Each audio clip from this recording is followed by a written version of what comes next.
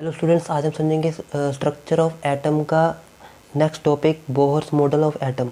तो Bohr's model of atom से पहले हमने रदरफोर्ड मॉडल ऑफ एटम पढ़ा था। उसमें रदरफोर्ड का जो मॉडल था वो दो कंडीशन की वजह से फेल हो गया था। एक तो वो स्टेबिलिटी ऑफ एटम नहीं बता पाए थे, और दूसरा उन्होंने जो लाइन स्पेक्ट्रा था वो नहीं एक्सप्लेन कर पाए थे। तो पहली कंडीशन क्या थी कि उन्होंने बोला था कि जब इलेक्ट्रॉन न्यूक्लियस के अराउंड रिवॉल्व करता है तो वो क्या करता है, जब वो इलेक्ट्रॉन न्यूक्लियस के रिवॉल्व करेगा तो वो एनर्जी रिलीज़ करेगा, एक्सलेरेट होगा, उसकी वेलोसिटी चेंज होगी इलेक्ट्रॉन की, और वो एनर्जी रिलीज़ करेगा। एनर्जी रिलीज़ करेगा, उसकी वजह से क्या होगा कि वो उसकी जो दूरी है न्यूक्लियस से, ये सेंटर में न्यूक्लियस था, न्यूक्लियस से कम होती जाएगी, और जो इलेक्ट्रॉन है वो न्यूक्लियस के पास आता जाएगा। तो एक टाइम ऐसा आएगा कि जो इलेक्ट्रॉन है वो जाके न्यूक्लियस में मिल जाएगा। जब इलेक्ट्रॉन न्यूक्लियस में मिल गया तो जिससे क्या हो गया कि ये जो एटम है वो एटम कोलैप्स हो गया, मतलब एटम स्टेबल ही नहीं है। जब एटम स्टेबल ही नहीं है तो फिर मैटर कैसे एग्जिस्ट करेगा। तो एक तो ये फेलियर था। दूसरा फेलियर ये था कि वो एटॉमिक स्पेक्ट्रा या फिर लाइन स्पेक्ट्रा नहीं एक्सप्लेन कर पाए थे। उसमें क्या था कि उन्होंने जैसे एक ट्यूब ली थी, ट्यूब में हाइड्रोजन गैस ली, हाइड्रोजन गैस उसके बाद यहाँ पे इलेक्ट्रिक स्पार्क से इसको चार्ज किया, जिसकी वजह से क्या हुआ, यहाँ से लाइट एमिट हुई, लाइट एनर्जी। तो जो लाइट एनर्जी थी उसको किसी स्क्रीन पे उन्होंने देखा, तो उन्हें कुछ पर्टिकुलर वेवलेंथ की जो लाइट थी वो दिखाई दी और बाकी नहीं दिखाई दी। तो उन्होंने कहा कि ये कुछ वेवलेंथ की लाइट ही हमें क्यों दिखाई दे रही है, बाकी क्यों नहीं दिखाई दे रही, या फिर डिस्क्रीट, ये कंटिन्यूस क्यों नहीं है, डिस्क्रीट क्यों दिखाई दे रही है। तो उस चीज़ को भी वो एक्सप्लेन नहीं कर पाए थे। तो फिर इसी को फिर बोहर मॉडल ने आगे एक्सप्लेन किया। उन्होंने जो पहला पोस्टुलेट, ये इनके पोस्टुलेट है, उन्होंने पहला पोस्टुलेट दिया, atom consist of small heavy charge nucleus and electron revolve around the nucleus. तो ये तो रदरफोर्ड ने भी बोला था कि जो इलेक्ट्रॉन है वो न्यूक्लियस के अराउंड रिवॉल्व करता है, तो वही चीज़ बोहर ने भी बोली थी। ये हमारा second postulate, electron revolve only in fixed circular orbit. अब इस लाइन का क्या मतलब है, उन्होंने बोला था कि जो इलेक्ट्रॉन है वो फिक्स्ड ऑर्बिट में ही रिवॉल्व करेगा। जैसे इसमें क्या है कि जब इलेक्ट्रॉन रिवॉल्व कर रहा था तो उसका रेडियस कम होता जा रहा था और इसका सर्कल भी चेंज होता जा रहा था। लेकिन इसमें क्या था, electron revolve only in the fixed circular orbit. अगर ये न्यूक्लियस है और इलेक्ट्रॉन इस सर्कुलर ऑर्बिट में अगर रिवॉल्व कर रहा है तो वो इसी सर्कुलर ऑर्बिट में रिवॉल्व करेगा, इस ऑर्बिट को छोड़ के नहीं जाएगा, विद फिक्स्ड एनर्जी। और इसकी जो एनर्जी है वो फिक्स होगी। फिक्स जैसे मान लो कि हमारे पास इलेक्ट्रॉन इसमें रिवॉल्व कर रहा है, और जैसे हम एक और शेल ले लेते हैं, तो हमारे पास मान लो इसकी एनर्जी, हम एग्जांपल के लिए ले लेते हैं, इसकी एनर्जी 4 है और इसकी एनर्जी 6 है। तो मतलब हमारे पास जो इलेक्ट्रॉन है जिसकी एनर्जी 4 होगी वही इस शेल में रह सकता है, दूसरा कोई इलेक्ट्रॉन इसमें नहीं रह सकता, क्योंकि इस शेल की एनर्जी कितनी होनी चाहिए, 4। अगर 4 से ज़्यादा और 4 से कम होगी तो वो इलेक्ट्रॉन इसमें नहीं रहेगा। इस इलेक्ट्रॉन में सिर्फ इस शेल में वही रह सकता है जिसकी एनर्जी कितनी होगी, 4। अगर किसी की एनर्जी 6 है तो वो क्या करेगा, वो इस वाले शेल में रहेगा। इलेक्ट्रॉन की जो एनर्जी होगी अगर 6 है तो वो इस शेल में रहेगा, और अगर 6 से कम है या ज़्यादा है तो वो इलेक्ट्रॉन इस शेल में नहीं रहेगा। इसमें यही बोला था, electron revolve only in fixed circular orbit. Electron अगर इसमें रिवॉल्व कर रहा है तो इसी में ही रिवॉल्व करेगा विद फिक्स्ड एनर्जी, और उसकी एनर्जी क्या रहेगी, फिक्स रहेगी। रदरफोर्ड ने क्या बोला था कि जब ये रिवॉल्व करेगा तो इसकी एनर्जी कम होती जाएगी, लेकिन इसमें बोहर ने अपने मॉडल में बोल दिया था कि जो उसकी एनर्जी होगी वो कम ना गेन होगी ना लूज़ होगी, एनर्जी हमेशा फिक्स रहेगी। और जिसकी एनर्जी 4 होगी, ये 4 मैंने एग्जांपल के लिए लिया, जिसकी एनर्जी 4 होगी वही इस वाले शेल में रहेगा, जिसकी एनर्जी 6 होगी वही इस वाले शेल में रहेगा, और कोई अदर एनर्जी वाला इसमें नहीं रह सकता। ये फिक्स्ड एनर्जी का कंसेप्ट भी आपको पता लग गया होगा, एंड फिक्स्ड वेलोसिटी। और जैसे जो इलेक्ट्रॉन इस पहले शेल में जैसे मान लो घूम रहा है, तो जो इलेक्ट्रॉन इस शेल में घूम रहा है, रदरफोर्ड ने क्या बोला था कि जब इलेक्ट्रॉन रिवॉल्व करेगा तो उसकी वेलोसिटी चेंज होगी। लेकिन इसमें बोहर ने अपने मॉडल में बोल दिया था कि जो इलेक्ट्रॉन जब रिवॉल्व कर रहा है तो उसकी एनर्जी चेंज नहीं होगी, उसकी वेलोसिटी भी चेंज नहीं होगी, उसकी एनर्जी फिक्स रहेगी, उसकी वेलोसिटी फिक्स रहेगी, वेलोसिटी ना बढ़ेगी ना कम होगी। तो ये हमें पोस्टुलेट पता लग गया कि जो इलेक्ट्रॉन है किस में रिवॉल्व करेगा, फिक्स्ड ऑर्बिट में। ऑर्बिट मतलब ये, अगर इलेक्ट्रॉन इसमें रिवॉल्व करेगा तो सिर्फ इसमें ही रिवॉल्व करेगा। रदरफोर्ड में क्या था कि वो कहीं पे भी रिवॉल्व कर सकता था, जैसे मान लो कि यहाँ पे भी रिवॉल्व। और एक चीज़ और कि रदरफोर्ड ने ये बोला था, अगर ये यहाँ पे रिवॉल्व, इस शेल में रिवॉल्व कर रहा है, एनर्जी मान लो इसकी एनर्जी 4 है और ये इसकी एनर्जी 6 है।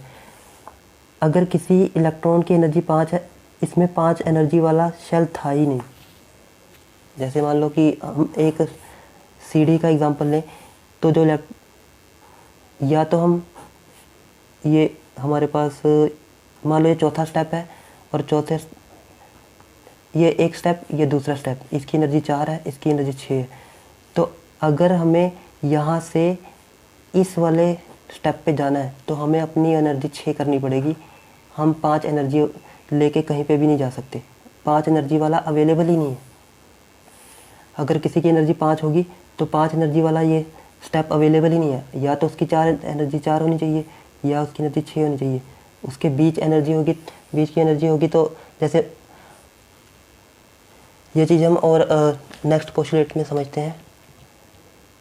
जो इसका थर्ड पोस्टुलेट था, वाइल रिवॉल्विंग, जब इलेक्ट्रॉन रिवॉल्व करेगा, while revolving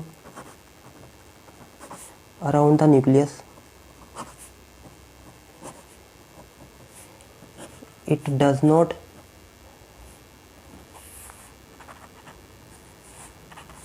lose or gain energy. जब इलेक्ट्रॉन रिवॉल्व करेगा न्यूक्लियस के अराउंड, ना ये एनर्जी गेन करेगा और ना एनर्जी लूज़ करेगा।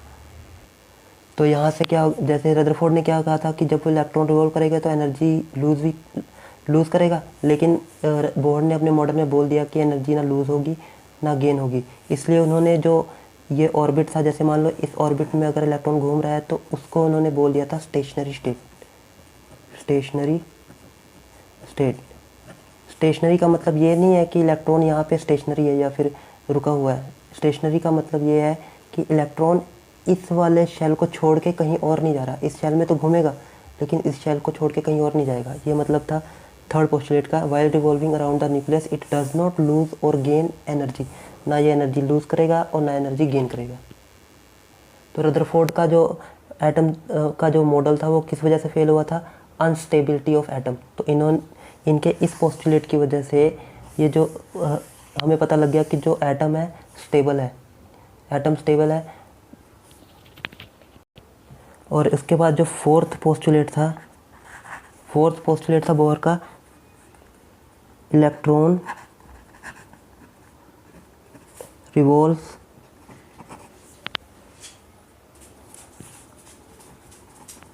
only in those circular orbit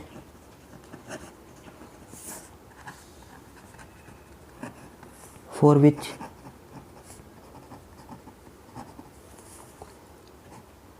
the angular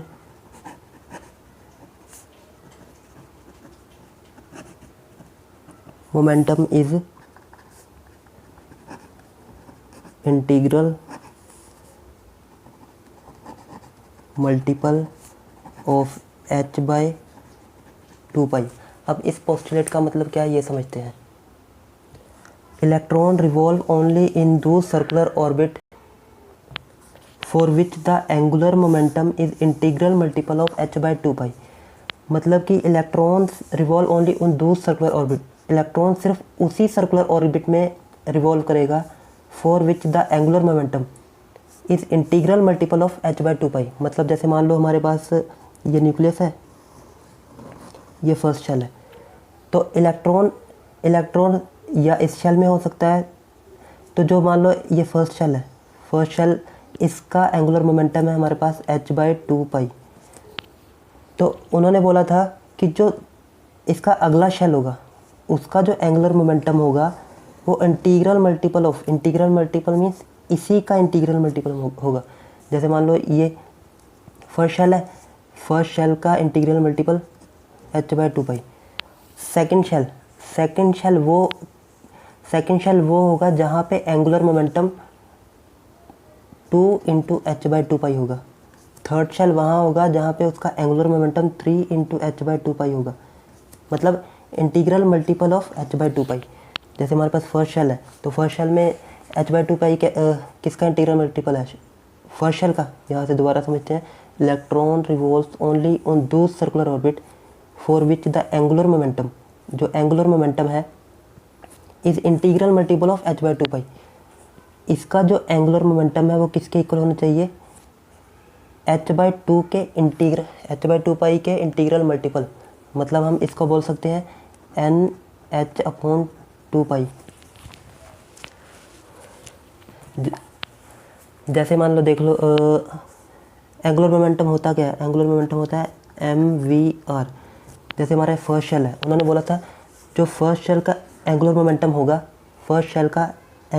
होगा integral multiple of h/2 pi.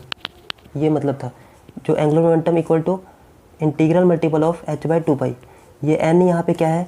Shell यहाँ पे शेल है, shell number n1 k shell, n = 2 l shell, n = 3 m shell, n = 4 n shell. मतलब कि जो हमारा इसका एंगुलर मोमेंटम होगा वो किसके इक्वल होना चाहिए? n × h/2 पाई के इक्वल होना चाहिए। जैसे, और यहाँ पे n क्या है? n यहाँ पे होगा इंटीजर, n यहाँ पे इंटीजर है।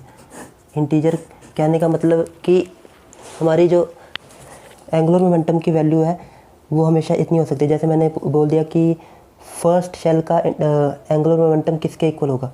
फर्स्ट शेल का angular momentum of first shell. तो एंगुलर मोमेंटम मीन्स L किसके इक्वल होगा? n × h/2 pi. अब यहाँ पे n क्या है? यहाँ पे फर्स्ट शेल और h/2 पाई, तो मतलब जो फर्स्ट शेल का एंगुलर मोमेंटम हो जाएगा h/2 पाई। तो ये चीज़ यहीं बताई, ऐसे ही था। Electron revolve only on those circular orbit for which angular momentum is integral multiple of h/2 pi. जो फर्स्ट शेल का एंगुलर मोमेंटम होगा 1 × h/2 पाई। अगर हमें पूछा कि find the angular momentum of second shell, तो सेकंड शेल का angular momentum क्या होगा? 2 × h/2 पाई। अगर थर्ड शेल का पूछ लिया उसका एंगुलर मोमेंटम क्या होगा? 3 × h/2 पाई। मतलब जो एंगुलर, पहले हमें ये पता होना चाहिए एंगुलर मोमेंटम होता क्या है। जैसे मान लो कि हमारे पास एक जैसे ये न्यूक्लियस है, यहाँ पे इलेक्ट्रॉन ऐसे रिवॉल्व कर रहा है। जब कोई भी चीज़ रिवॉल्व करती है या फिर हम कोई मास जैसे मान लो हमने एक रस्सी में एक स्टोन को बांध दिया। जब हम उस रस्सी को घुमाते हैं तो वो स्टोन ऐसे घूमता है, ऐसे घूमेगा। जब ये इलेक्ट्रॉन ऐसे घूमेगा तो इसके पास मास भी है और इसके पास वेलोसिटी भी है। तो किसी भी ऑब्जेक्ट के पास अगर मास भी हो और वेलोसिटी भी हो तो उसके पास क्या होता है? मोमेंटम। तो ये हो गया मोमेंटम। और ये क्या है उसका? यहाँ से सेंटर से लेके यहाँ तक ये है उसका रेडियस। तो एंगुलर मोमेंटम क्या होगा? ये फिज़िक्स में हम करेंगे आगे चल के। Angular momentum means vector r × vector p। इसमें और इसमें कितने का एंगल बन रहा है? वेक्टर r वेक्टर p में r p sin थीटा। और यहाँ से p किसके इक्वल है? p यहाँ से mv के इक्वल। तो ये हो गया mv sin थीटा और ये हो गया mv r sin। यहाँ पे एंगल कितना है इन दोनों के बीच में? r और v के बीच में, ये मोमेंटम p के बीच में, sin 90। तो ये हो गया 90। तो ये यहाँ से आ गया mvr। तो ये हमारा एंगुलर मोमेंटम हो गया। एंगुलर मोमेंटम को हम L से भी रिप्रेजेंट करते हैं, तो हमारे पास जो एंगुलर मोमेंटम आ गया mvr। तो हमें बोला था कि जो एंगुलर मोमेंटम होगा, जो एंगुलर मोमेंटम मतलब ये mvr is equal to NH/2 pi, इसके इक्वल होगा।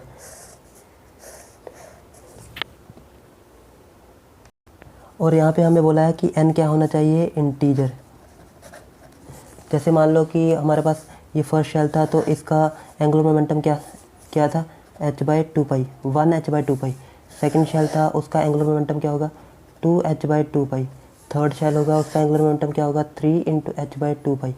लेकिन कभी ऐसा नहीं हो सकता कि इसके बीच में कोई शेल मान ले, जैसे मान लो कि ये 1 था, 2 था, 3 था। अगर हम इसके और इसके बीच में मानेंगे तो ये हो जाएगा 1.5 इसके बीच में 1.5 h/2। तो कोई ऐसा एनर्जी लेवल एग्जिस्ट नहीं करेगा, कि जिसका जैसे मान लो 1.5 h/2 हो। मतलब ये जो चीज़ होनी चाहिए ये इंटीजर होनी चाहिए। तो या तो इलेक्ट्रॉन इस शेल में रिवॉल्व करेगा और या तो इलेक्ट्रॉन इस शेल में रिवॉल्व करेगा, इसके बीच में कहीं पे भी रिवॉल्व नहीं कर सकता। या तो इलेक्ट्रॉन यहाँ पे रहेगा और या तो इलेक्ट्रॉन यहाँ पे रहेगा और या तो इलेक्ट्रॉन यहाँ पे रहेगा, इसके बीच में कहीं पे भी इलेक्ट्रॉन नहीं रहेगा। या अगर इलेक्ट्रॉन जाएगा भी, अगर हम बाहर से एनर्जी देते हैं और ये इलेक्ट्रॉन एनर्जी गेन करके जाएगा तो यहाँ पे जा सकता है सीधा, बीच में कहीं नहीं जाएगा। या तो इलेक्ट्रॉन एनर्जी लूज़ करके वापस इसी शेल पे आएगा या फिर और ज़्यादा एनर्जी लूज़ करेंगे तो इस शेल पे आएगा। ये हम आगे समझेंगे कैसे है।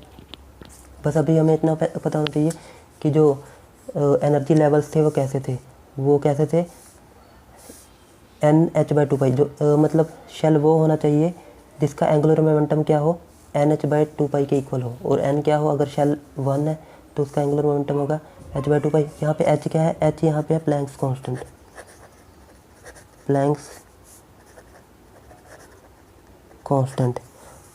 और जो h की वैल्यू है हमारे पास 6.63,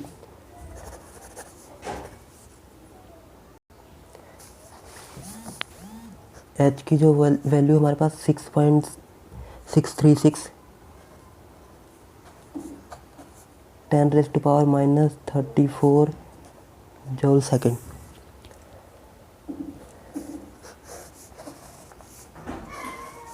फिफ्थ पोस्टुलेट था हमारा, while revolving the electrostatic force between electron and nucleus provide centripetal force. मतलब अगर न्यूक्लियस के अराउंड अगर इलेक्ट्रॉन घूम रहा है तो जो इनके बीच में जो इलेक्ट्रोस्टैटिक फोर्स होगा, ये पॉजिटिव चार्ज है ये नेगेटिव चार्ज है, इन दोनों के बीच में इलेक्ट्रोस्टैटिक फोर्स एक्ट करेगी। और वही इलेक्ट्रोस्टैटिक फोर्स किसका काम करेगी, सेंट्रीपिटल फोर्स का। सेंट्रीपिटल फोर्स जिसकी वजह से ये क्या होगा, इलेक्ट्रॉन इसमें घूम रहा होगा और ये फोर्स कहाँ एक्ट करेगी, अंदर की तरफ को। तो इसका मतलब है कि जो सेंट्रीपिटल फोर्स है वही किसके इक्वल है, इलेक्ट्रोस्टैटिक फोर्स के। अब ये सेंट्रीपिटल फोर्स किसके इक्वल होती है और इलेक्ट्रोस्टैटिक फोर्स किसके इक्वल होती है वो देखते हैं। जैसे मान लो हमारे पास पहले हम ये समझते हैं इलेक्ट्रोस्टैटिक फोर्स। जैसे मान लो हमारे पास दो चार्ज हैं, एक चार्ज Q1 एक चार्ज Q2 और इसके बीच में जो डिस्टेंस है r। तो अगर ये हम +2 में फिज़िक्स में पढ़ेंगे, अभी इतना समझ लो कि ये दो चार्ज है हमारे पास, उनके बीच में जो डिस्टेंस है r है। तो जो इनके बीच में जो फोर्स होती है इलेक्ट्रोस्टैटिक फोर्स, वो होती है 1/4 pi epsilon not Q1 Q2 upon r²। Q1 यहाँ पे चार्ज, Q2 इस पे चार्ज, ये चार्ज है, और 4 पाई एप्सिलॉन नॉट मतलब जिस पे परमिटिविटी ऑफ फ्री स्पेस, मतलब अगर हम ये एक्सपेरिमेंट हम फ्री स्पेस में कर रहे हैं तो वो ये कांस्टेंट है, इसकी वैल्यू होती है। तो ये इलेक्ट्रोस्टैटिक फोर्स की वैल्यू है। तो लेकिन यहाँ पे हमारे पास दो चार्ज है, कौन से, एक पॉजिटिव और एक नेगेटिव इलेक्ट्रॉन। तो इस पे चार्ज, इलेक्ट्रॉन पे तो चार्ज ई होगा और जो इस पे चार्ज कितना होगा, तो इस पे चार्ज उतना होगा जितना कि प्रोटॉन पे चार्ज होगा। तो नंबर ऑफ़ प्रोटॉन जितने होंगे, इसमें कितने नंबर ऑफ़ प्रोटॉन होंगे, नंबर ऑफ़ प्रोटॉन। तो नंबर ऑफ़ प्रोटॉन कितने होते हैं, जितना उसका एटॉमिक नंबर होता है। तो मान लो या इसमें एक प्रोटॉन होता तो इस पर प्लस ई चार्ज होता, लेकिन इसमें कितने प्रोटॉन होंगे, जितना इसका एटॉमिक नंबर होगा। मान लो इसका एटॉमिक नंबर 2 है तो इसमें प्रोटॉन कितने होते, 2, तो चार्ज कितना होता, 2 ही। अगर इसमें प्रोटॉन 3 होते तो चार्ज कितना होता, 3 ही। अगर इसमें प्रोटॉन 4 होते तो इसका चार्ज होता 4e प्लस 4e। तो मतलब प्रोटॉन से ही हमें पता लगता है ना कि जितने प्रोटॉन होंगे, प्रोटॉन कितने होंगे जितना इसका एटॉमिक नंबर होगा। मान लो इसका एटॉमिक नंबर Z है, तो इसमें चार्ज, टोटल चार्ज कितना होगा Ze प्लस Ze। और इस प्लस Ze को हम बोलते हैं न्यूक्लियर चार्ज। न्यूक्लियर चार्ज मतलब इस न्यूक्लियस के पास टोटल कितना चार्ज है। तो इसके पास कितना चार्ज है प्लस का Ze, और इसके पास कितना चार्ज है E। तो मतलब कि इन दोनों, यहाँ ये जो एक्सप्रेशन था क्या बन जाएगा Fe 1/4 pi epsilon naught Ze into E upon R square. इन दोनों के बीच में हमने डिस्टेंस R ले लिया, तो ये क्या बन गया 1/4 pi epsilon naught Ze square upon R square. ये हो गया इलेक्ट्रोस्टैटिक फोर्स। अब हमें चाहिए सेंट्रीपिटल फोर्स, और जो सेंट्रीपिटल फोर्स होती है वो होती है mv स्क्वायर अपॉन आर। जो m है, ये m है mass of electron, v velocity of electron, r radius, दोनों के बीच में जो रेडियस है। ये सर्कुलर पाथ है तो ये रेडियस होगा। तो अब ये सेंट्रीपिटल फोर्स किसकी वजह से थी, इलेक्ट्रोस्टैटिक फोर्स। तो इन दोनों को इक्वल रख देंगे, तो यहाँ से हमारे पास आ गया 1/4 pi epsilon naught Ze square upon R square, और यहाँ से mv स्क्वायर अपॉन आर। तो यहाँ से ये थी इलेक्ट्रोस्टैटिक फोर्स, और ये क्या थी सेंट्रीपिटल फोर्स। तो ये हमारी एक इक्वेशन बन गई।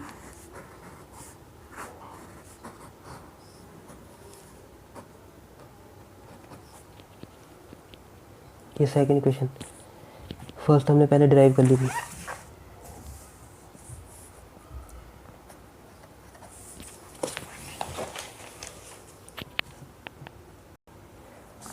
उसके बाद नेक्स्ट पोस्टुलेट है इलेक्ट्रॉन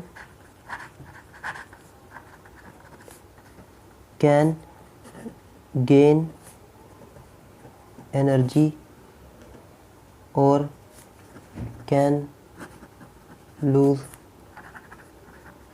एनर्जी। और ऐसा कब होगा, when the electron jump from one energy level to other. जैसे मान लो ये न्यूक्लियस और ये इलेक्ट्रॉन और ये सेकंड शेल, तो ये इसका फर्स्ट शेल है। जैसे मान लो हाइड्रोजन है, हाइड्रोजन का एक ही इलेक्ट्रॉन होता है, तो वो फर्स्ट शेल में है, वो इसी में रिवॉल्व कर रहा है। तो ये इलेक्ट्रॉन की ग्राउंड स्टेट है, मतलब ये अपने शेल में रिवॉल्व कर रहा है। ग्राउंड स्टेट मीन्स जहाँ पे वो स्टेबल हो। अब अगर हम इसको थोड़ी सी एनर्जी दें, अगर हम इसको थोड़ी सी एनर्जी बाहर से दें, और ये एनर्जी गेन करके क्या करेगा, ये एनर्जी गेन करके चला जाएगा इस शेल में। और ये शेल की एनर्जी कुछ पर्टिकुलर एनर्जी होती है, वो हम थोड़ा आगे समझेंगे। मतलब अभी हम इतना समझते हैं कि इलेक्ट्रॉन जंप कब करता है। इलेक्ट्रॉन ने एनर्जी गेन की और वो इस वाले शेल में चला गया। तो जब ये इस शेल में जाएगा, तो इस शेल में किसकी वजह से गया, एनर्जी गेन करने की वजह से। तो इसकी एनर्जी E1 थी मान लो, और इस शेल की एनर्जी E2 थी। तो अब उसकी एनर्जी, अब उसके पास जो एनर्जी है कितनी हो चुकी है, E2। तो अगर इसको अपने इस शेल से वापस इस शेल पे आना है, तो उसको उतनी ही एनर्जी रिलीज़ करनी पड़ेगी। जब वो मान लो इसकी एनर्जी E2 थी, अब वो इतनी अमाउंट एनर्जी को अगर छोड़ दे, तो दोबारा वो अपने शेल पे आ जाएगा। मतलब एनर्जी गेन करके वो ऊपर वाले शेल पे चला जाएगा, और जब वो एनर्जी, उतनी एनर्जी रिलीज़ करेगा, तो दोबारा वो अपने शेल पे वापस आ जाएगा। इससे मतलब यहाँ से हमें ये पता लग गया कि जब वो पर्टिकुलर ऑर्बिट में रिवॉल्व कर रहा है, उस समय वो एनर्जी रिलीज़ नहीं करेगा। लेकिन जब उसको हम बाहर से एनर्जी दें, तो वो क्या करेगा, एनर्जी गेन करके दूसरे शेल में चला जाएगा। और एनर्जी गेन करने पे दूसरे शेल पे क्या, एनर्जी लूज़ करने पे क्या आएगा, अपने शेल पे वापस आ जाएगा। तो जो और वो अपने शेल पे वापस क्यों आता है? क्योंकि वो अपनी ग्राउंड स्टेट पे वापस आना चाहता है। कोई भी चीज़ वो हमेशा अपनी ग्राउंड स्टेट पे रहना चाहती है। जैसे मान लो कि आपको किसी बिल्डिंग के टॉप पे खड़ा कर दिया जाए, तो आप क्या करोगे कि आप चाहोगे कि मतलब ग्राउंड फ्लोर पे आप अपने आप को ज़्यादा सेफ महसूस करोगे। तो वही चीज़ इसमें भी है कि ये क्या करेगा, ये अपने ग्राउंड स्टेट पे ज़्यादा स्टेबल रहना चाहता है, इसलिए ये अपने स्टेट पे वापस आ जाएगा और यहाँ पे इसकी एनर्जी क्या आ जाएगी, स्टेबल। अगर एनर्जी गेन करेगा तो ऊपर वाले शेल पे वापस आके फिर से एनर्जी वही पहले वाली हो जाएगी।